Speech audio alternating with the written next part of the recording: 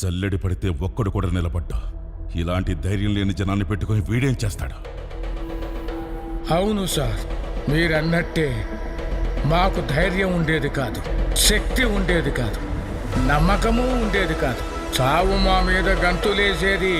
కానీ ఒకడు అడ్డం నిలబడ్డాడని వాడిని ఖాళీ ముందు తల నరికాడు కదా.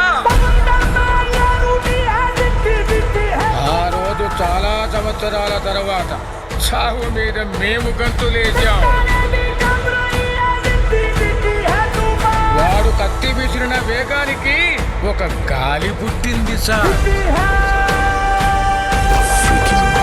ఆ గాలి నరాతీలో ఉన్న ప్రతి ఒక్కరికి ఊపిరిచ్చింది.